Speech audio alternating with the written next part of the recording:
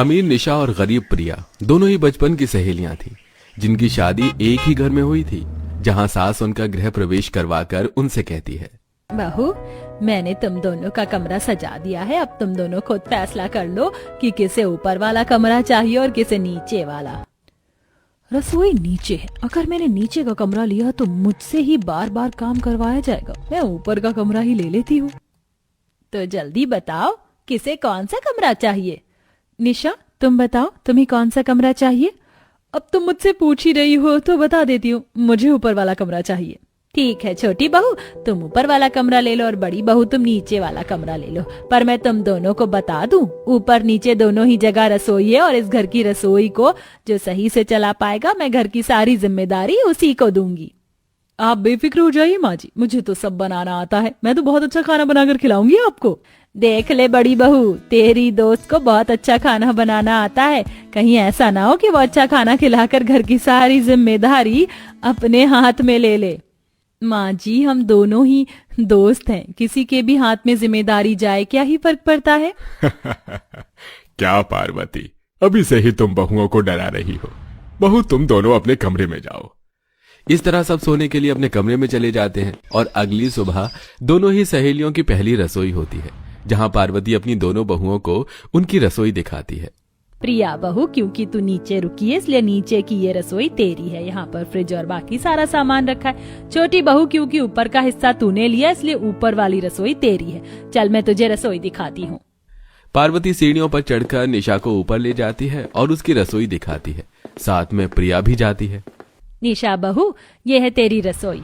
तो मैंने तुम दोनों को तुम्हारी रसोई दिखाती है। प्रिया, अब तू जा खाना बना। और छोटी बहू, खाना बनाने के लिए सब्जी पानी जो भी सामान चाहिए हो वो नीचे की रसोई से जाकर ले लेना। ऊपर की रसोई में अभी पानी का कनेक्शन नहीं है। बाकी यहाँ मसाले हैं, बर्तन है, सब है। तो अब तुम बनाओ खाना, मैं और तुम्हारे ससुर जरा मॉर्निंग वॉक करके आते हैं।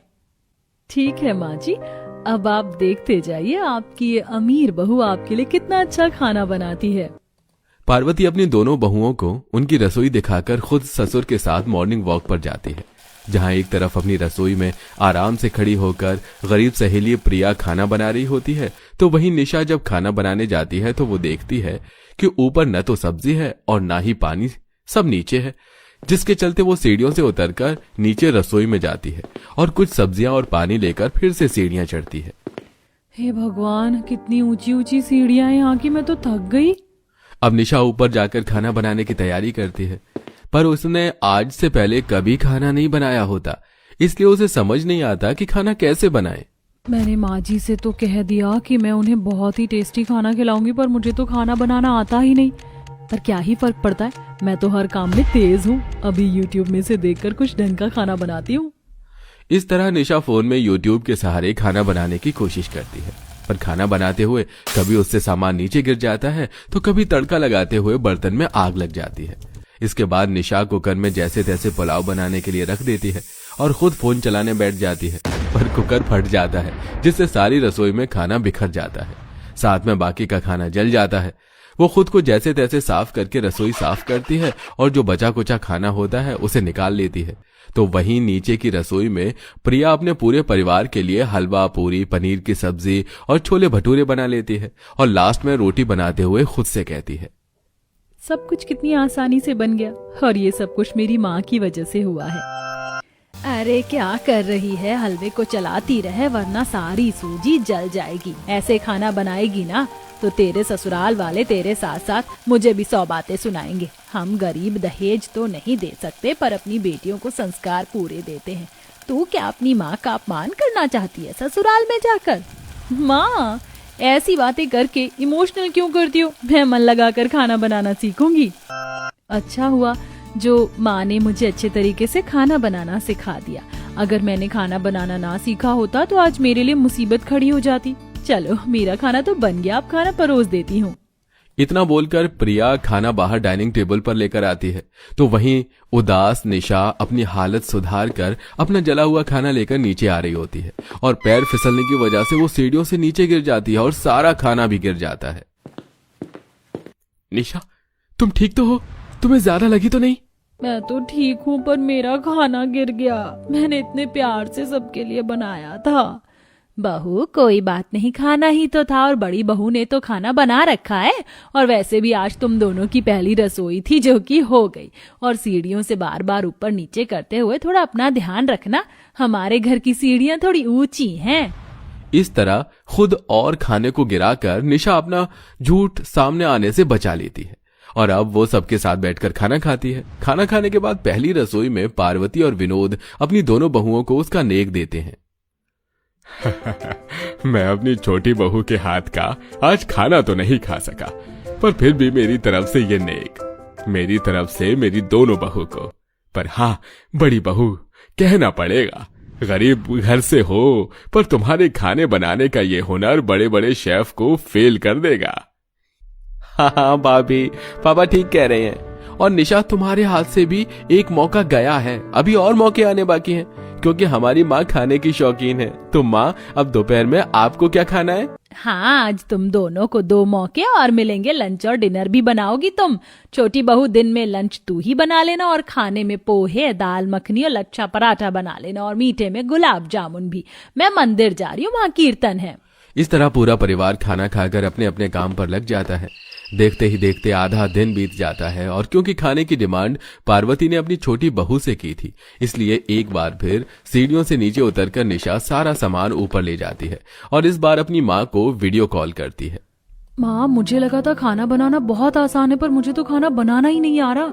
अब आप मुझे वीडियो कॉल पर ही बताओ मैं कैसे खाना बनाऊं। मुझे पोहा, लच्छा पराठा, दाल मखनी और गुलाब जामुन बनाना है।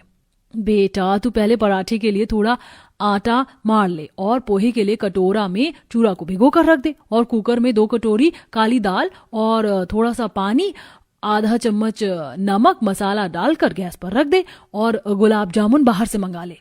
जैसा जैसा आशा बोलती है निशा वैसा ही करती है, पर नेटवर्क इश्यू होने की वजह से कॉल डिस्कनेक्ट हो जाती है और फिर दोबारा लग नहीं पाती। अब क्या करूं, कॉल भी सही से नहीं लग रही, वीडियो कॉल पर बात भी नहीं हो रही। एक काम करती हूँ, 2 सीटी लगने पर बंद कर दूंगी। एक बार फिर निशा खुद खाना बनाने की कोशिश करती है, पर पूरी रसोई फैल जाती है और उससे खाना नहीं बन पाता। तो वहीं अपनी सास को और खुश करने के लिए गरीब निशा चाय और मट्ठी बनाती है और दोपहर में जब पार्वती घर आती है तो पार्वती के आते ही प्रिया अपनी सास को चाय और मट्ठी खाने को देती है और लंगड़ाती हुई निशा नीचे आती है और बहाने करती है। माँ जी, माफ करना, पैर में दर्द बहुत ज्यादा हो रहा है। मैं तो ऊपर नीचे भी नहीं कर पा रही, इसलिए खाना भी नहीं बना पाई। कोई बात नहीं बहू, बड़ी बहू ने बना लिया है। मुझे भी समझना चाहिए था तुझे काम देने से पहले, पर रात को खाने में छोले चावल और सांभर बना देना। और याद रखना, कहीं ऐसा ना हो कि तुम सिर्फ बोलती रह जाओ और तुम्हारी गरीब जेठानी बाजी मार जाए। माँ जी, ऐसा बिल्कुल नहीं होगा। मैं अपनी गरीब जेठानी और अपनी दोस्त को नहीं जीतने दूंगी। घर की जिम्मेदारी तो मुझे ही मिलेगी। एक बार फिर निशा अपनी सास को पता नहीं चलने देती कि उसे घर का कोई काम नहीं आता। देखते ही देखते पूरा दिन बीत जाता है और शाम को पार्वती अपनी दोनों बहुओं को रसोई का काम देकर मार्केट चली जाती है और एक बार फिर निशा कुकिंग मैगजीन लेकर खाना बनाने की कोशिश करती है। तो वहीं प्रिया भी आराम से खाना बनाती है। निशा बहुत अमीर है, उसने कभी रसोई में पैर नहीं रखा, पर वो बोल तो रही थी कि उसे खाना बनाना आ गया है। क्या पता शादी से पहले आंटी ने उसे खाना बनाना सिखा दिया। एक बार देख आती हूँ उसका खाना कितना बना। मेरा खाना तो बन ही चुका है। प्रिया का खाना बन चुका था, इसलिए वो ऊपर जाती है जहां वो देखती है कि पूरा रसोई फैला पड़ा है और निशा के शरीर पर भी आटा लगा है और नमक मसाले नीचे गिरे हैं और बड़े ध्यान से निशा मैगजीन पढ़ते हुए खाना बनाने की कोशिश कर रही है। निशा, तुमने रसोई की और अपनी क्या हालत कर रखी है?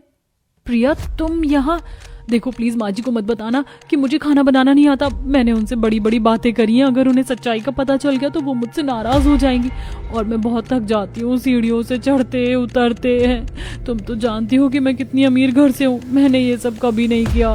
तुम्हारा सही है, तुम्हें आंटी ने सब सिखाकर भेजा है।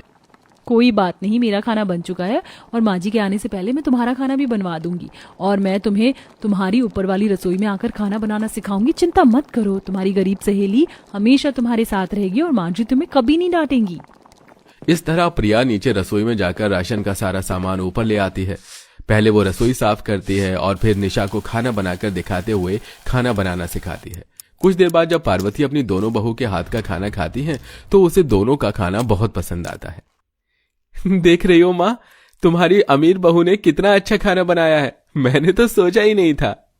छोटी बहू, तूने जो बोला था वो कर दिखाया, इसलिए घर की जिम्मेदारी मैं तुम दोनों को देती हूँ। इस तरह घर की जिम्मेदारी दोनों अमीर गरीब सहेली को मिल जाती है, जिसके बाद अमीर सहेली को उसकी ऊपर वाली रसोई में गरीब सहेली प्रिया कुकिंग क्लासेस देती है और धीरे धीरे वो भी खाना बनाना सीख जाती है।